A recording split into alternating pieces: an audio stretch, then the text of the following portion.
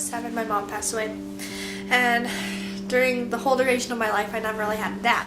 So I never really had a parent. I can't say I never really had a parent because I had my mom, but after she passed away, it was like I didn't really have a parent. So after my mom passed away, my aunt took me in, and she was pregnant and had 3 kids at home. Of course, to me, this was insane because I just lived with, it was just me and my mom. And the thing was, I never really felt like part of the family in a way. I was the niece, not the daughter.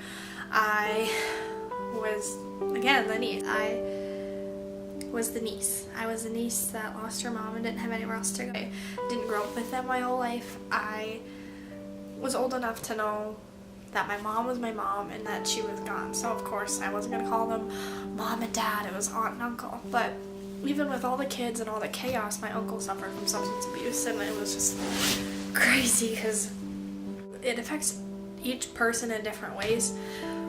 And it affected me because I've been through so much, and it was like this journey where it was like mom died, no real dad, and then it was just, it kept going, and I felt like it was never going to stop. Like, it was a train that just kept going and wouldn't stop.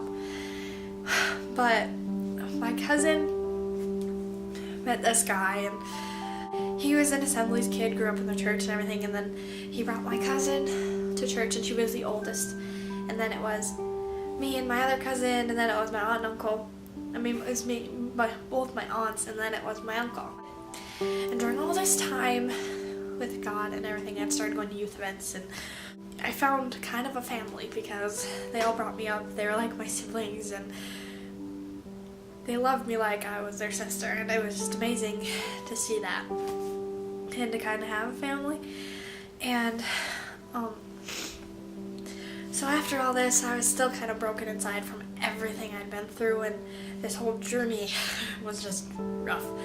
But I went to Chicago, and we did a lot of other things like youth events, but Chicago really hit me home because these people that I missioned to were broken. They were just like me. They'd had struggles with life, and it wasn't the greatest. I'd been through a lot, and that's exactly how I was. So helping these people find Jesus just helped me. And maybe kind of confusing, but God broke me and able to fix me. He broke me more because he broke my heart for these people, and I've been through so much, and I know what it feels like to be heartbroken and not seem to fit in at home and lose parents and deal with different things.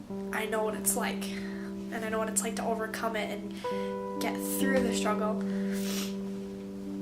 And so looking back on it now, God put me through all these things to put me in the place I am today. It seems like all the trials I went through and just God showed me how I can overcome them was just amazing, because he showed me that no matter, it may seem that no one loves you, but he's always there. And it may seem like you don't really have a family, but he's always there. And God just showed me that no matter what, he's always there. And he just took me through all these things to put me where I am today. And it makes me stronger in a way. And God just showed me that I'm not done just because of all this stuff that happened. It makes me better and it makes me stronger. God just took me through all this whole journey of my life, I guess, just to show me that I can do so much and be so much.